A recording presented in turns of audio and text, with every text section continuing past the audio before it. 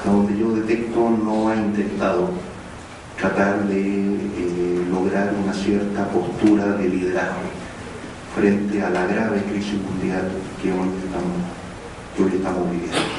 Entonces, bueno, viene aquí una síntesis muy apretada de lo que han sido las reuniones del Grupo de los 20. Ya esas reuniones se han revisado con algún detalle en documentos anteriores de la Secretaría Permanente del CEL. Por lo tanto, lo que hay aquí es para las reuniones del 2008 y en parte del 2009, lo que hay en este documento que ustedes tienen es simplemente un recordatorio de algunos de los principales componentes y acuerdos de esas reuniones. Muy rápidamente, en lo que respecta al tema de la reforma de los mercados financieros, en la reunión de Washington de 2008 se identificaron 5 principios y un plan de acción para esa reforma. En la reunión de Londres, desde luego, se continuó asumiendo ese plan de acción y se avanzó en términos de un incremento sustancial de recursos a las instituciones financieras y particularmente al Fondo Monetario Internacional. Esa es la reunión de Londres, donde se multiplican por más de 4 los recursos del Fondo Monetario Internacional, en parte a través de las aportaciones de los países, ¿ya? En parte a través de la emisión de derechos especiales de giro y en parte también a través de la venta de oro por parte del fondo. La idea gruesa es que el Fondo Monetario Internacional tenía recursos por $250.000 millones y después de la reunión sale con una autorización de recursos por $1.100.000 millones.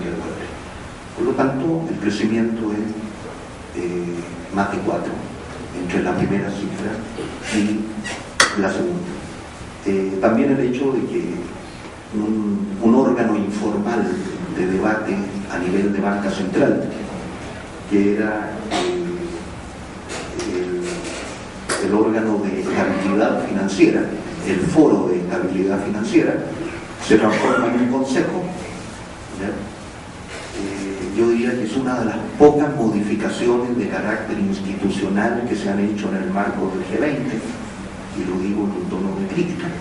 Uno de los reclamos es justamente que muchas modificaciones institucionales respecto de las instituciones financieras internacionales que muchos consideran que se deberían haber hecho, no se han hecho, y que ha habido propuestas incluso de creación de nuevas instituciones que no se han ni siquiera discutido en el interior del Grupo de los 20. Bueno, y así, en lo que respecta a Londres, también aparece con cierta fuerza el tema de las jurisdicciones no cooperativas, que son los paraísos fiscales, que evidentemente hay que regular, si es que no, de plano, tratar de disminuir al mínimo su capacidad de procesar grandes volúmenes de capital. Mucho de ese capital de carácter claramente especulativo, cuando no de procedencia ilícita. Y el tema de las agencias calificadoras de riesgo, que es otro de los temas que también ha tenido fuerza desde que estalló la crisis. ¿Quién califica al calificador? ¿Cómo se hace para evitar que las agencias de calificación de riesgo sigan jugando el papel que han jugado y que en algunos momentos ha sido sumamente dañino? Por un lado, por errores de calificación, y por otro lado, porque su calificación resulta claramente procíclica, tanto en el sentido de multiplicar el auge especulativo, como en el sentido de multiplicar las caídas, una vez que en opinión de ella ya los países están en situaciones cercanas a la insolvencia. En el caso de Pittsburgh, tal vez lo más relevante en una perspectiva de largo plazo, que en Pittsburgh en el 2009, y por lo tanto a un año de que el Grupo de los 20 empezó a reunirse a nivel de cumbre, ese grupo se declara como foro principal de nuestra cooperación económica internacional. O sea, es el momento a partir del cual el Grupo de los 20 se autoasume como el foro de definición de estrategias frente a la crisis mundial. Con lo cual, yo entiendo que dan por resuelta cualquier posible discusión respecto de si deberían ser 20 o deberían ser 192. Después viene la cumbre de Toronto, muy rápido, porque en mi opinión el año 2010 en el funcionamiento del G20 fue un año de bastante optimismo. Era un año en el cual se asumía que lo grave de la crisis financiera ya había sido superado. Eso queda particularmente de manifiesto en Seúl, pero incluso ya desde Toronto, y por lo tanto pierde fuerza la discusión y la posible adopción de acuerdos respecto de los problemas monetarios y financieros internacionales, y más bien lo que se hace es engrosar la agenda con otros temas que desde luego son prioritarios o que son muy importantes: el tema ambiental, el tema de algún nivel de apoyo a algunos países atrasados, etc. Pero todo eso es en un marco en el cual se asumía que lo fuerte de la crisis económica y financiera ya había sido adecuadamente superado, ¿no? Y finalmente la cumbre de Seúl, hasta antes de Cannes, la segunda cumbre del 2010, donde el optimismo es bastante claro. En la cumbre de Seúl, los presidentes del Grupo de los 20 dicen: hacemos entrega de un Fondo Monetario Internacional modernizado. O sea, ya se acabó el problema que pudiera haber habido con el Fondo Monetario Internacional en términos de legitimidad, como algo que incluso el propio Grupo de los 20 venía reconociendo. Ya logramos mover el 5% de la votación del Fondo Monetario desde los países más grandes hacia los países emergentes. Por lo tanto, además de otras medidas de funcionamiento interno, de transparencia, etc., ya no hay un problema. Diría yo que esa es la lectura del Grupo de los 20. Ya no hay un problema de legitimidad, ¿ya? El Grupo de los 20 dice: entregamos instrumentos para fortalecer las redes globales de seguridad financiera, y ya hemos definido y empezado a aplicar un nuevo marco de regulación financiera.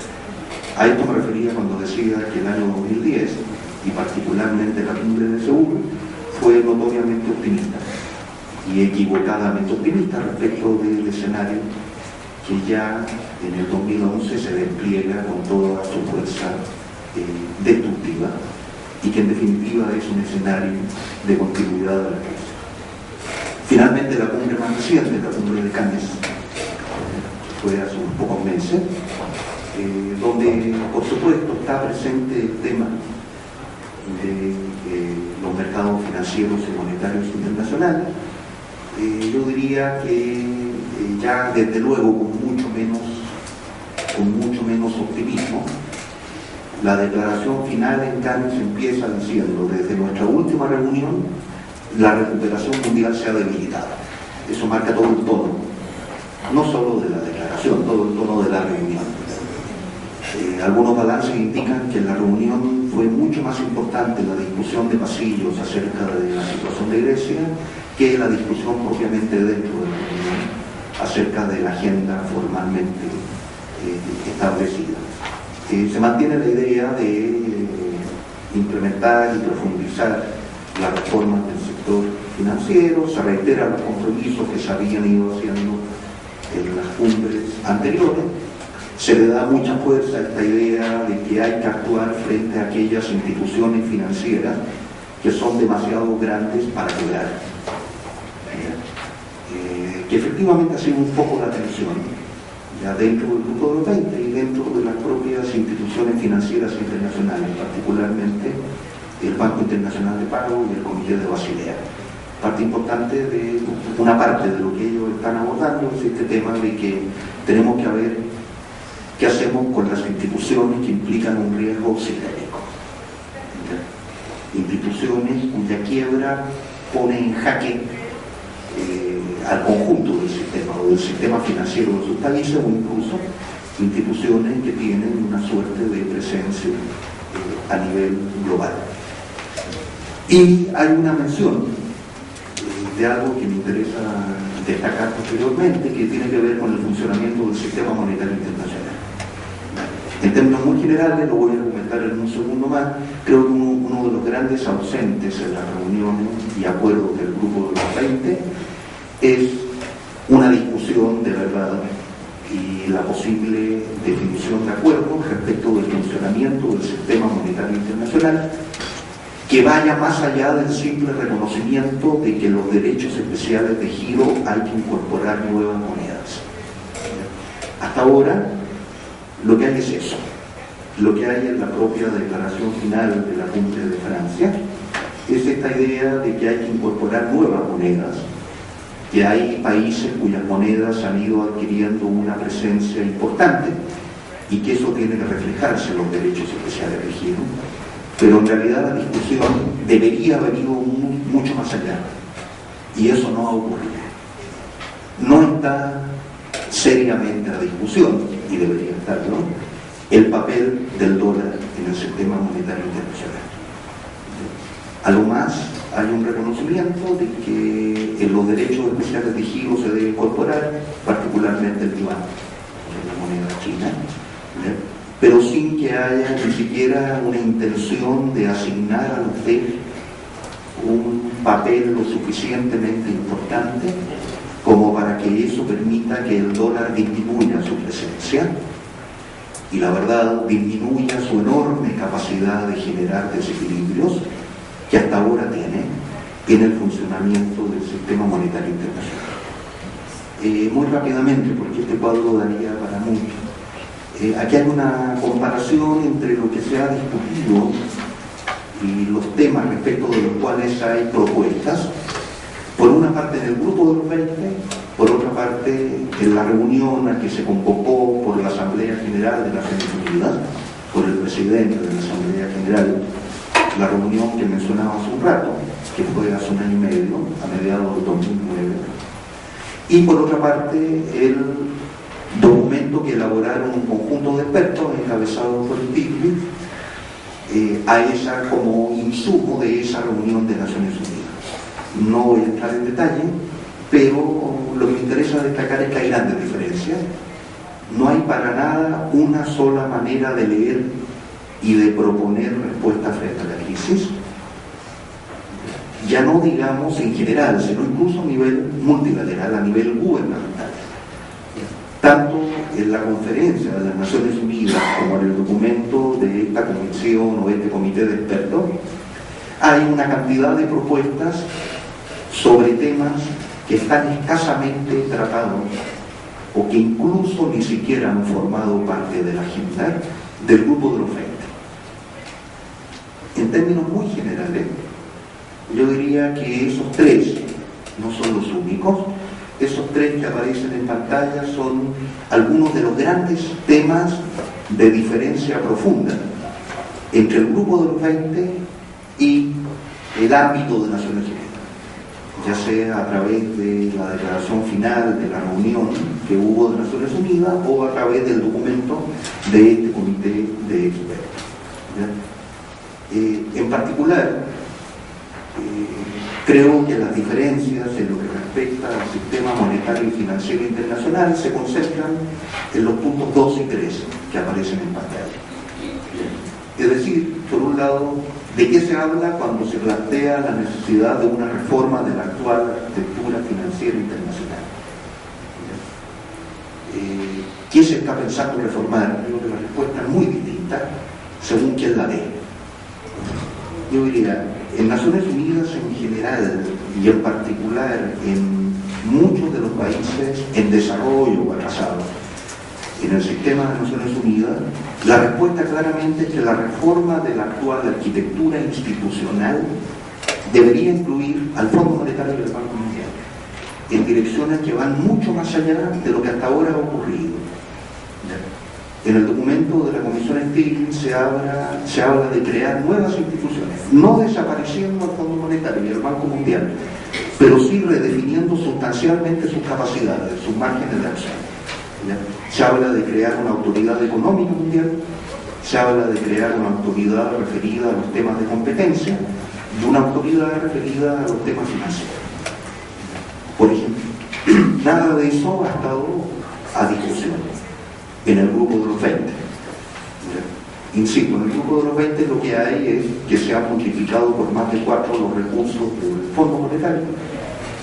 Se multiplicaron también bastante menos los recursos del Banco Mundial, y se acordó cambiar el peso relativo de algunos países en la votación, digamos, en las cuotas de votación de ambos organismos. 5% en un caso, 3% en otro caso, se está moviendo desde países grandes a países de los llamados emergentes. Yo diría que básicamente son esos los acuerdos que se han tomado respecto de instituciones financieras cuya revisión debería ser mucho más profunda. E incluso yo diría instituciones financieras que en buena medida han desarrollado políticas, estrategias, ¿ya?, que están en el centro de algunos de los problemas que hoy están presentes en el funcionamiento del sistema monetario y financiero internacional. Y el otro gran tema que nos mencioné hace un momento es el tema propiamente monetario, ¿ya?, el papel que juega el dólar. En el G20 prácticamente no hay menciones, a lo más que se llega es a los DEG, lo que mencionaba hace un rato, a ampliar la canasta de derechos especiales de giro, en tanto que en el ámbito de Naciones Unidas, particularmente en el informe de la Comisión Stiglitz y en muchos otros ámbitos, ¿ya?, hay un cuestionamiento claro, hay un reconocimiento muy evidente de la necesidad de discutir el papel que hasta ahora ha venido jugando el dólar y de preguntarse qué debería circular como moneda a nivel internacional. Más allá de la respuesta que se dé, yo diría que el gran problema es que la pregunta no se formula, por lo menos en el ámbito del G20, de manera explícita, a nivel de declaraciones y a nivel de acuerdos y acciones que se han tomado, ¿ya?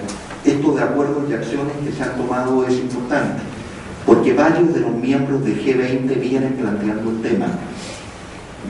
Lo que pasa es que eso no se refleja en las reuniones y en las declaraciones finales, ¿ya? Desde luego, el grupo BRIC, ¿ya?, el grupo BRIC como tal, en las reuniones que han tenido, en todas las reuniones han hecho referencia a la necesidad de revisar de manera profunda el sistema monetario internacional, ¿ya?, y de revisar el papel del dólar. Y no solo el grupo BRIC, incluso Francia.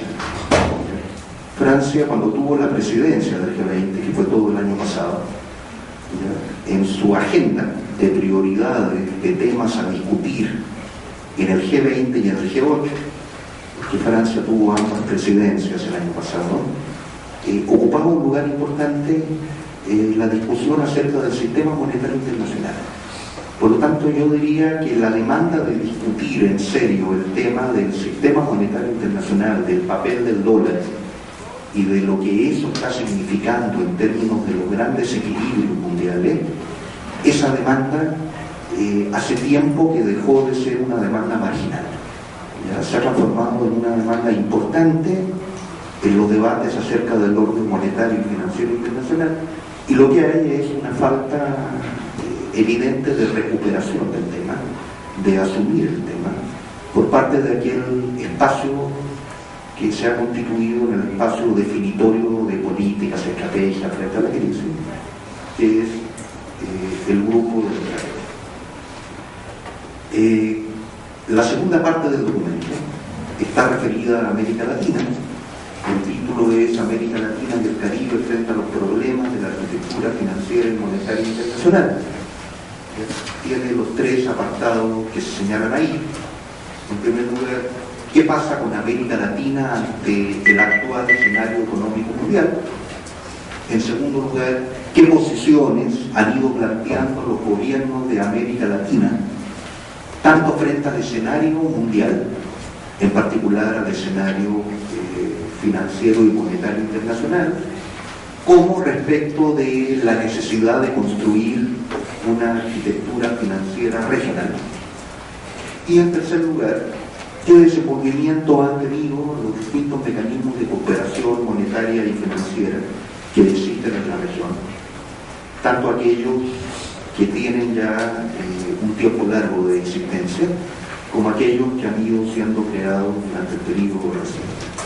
Respecto de lo primero, muy rápido, ¿ya? Simplemente hay una coincidencia muy clara entre distintas previsiones acerca de que América Latina no de ninguna manera va a salir incólume del deterioro económico mundial que se anuncia para el 2012. No diría más que se anuncia, que ya está presente en el año que está corriendo. Ahí simplemente se presentan algunas previsiones de distintos organismos desde junio del 2011 a enero del 2012. Todos ellos coinciden no solamente en que América Latina en el 2012 va a crecer menos que en el 2011, y por supuesto que en el 2011 creció menos que en el 2010, sino también, mientras más cercana es la previsión, más pesimista es. Si ustedes se fijan, por ejemplo, el Banco Mundial, en el documento que sacó en junio, que se llama Perspectivas Globales de la Economía, era bastante más optimista respecto de lo que va a ocurrir en América Latina en el 2012 que el Departamento de Asuntos Económicos y Sociales de las Naciones Unidas, que sacó su documento que se llama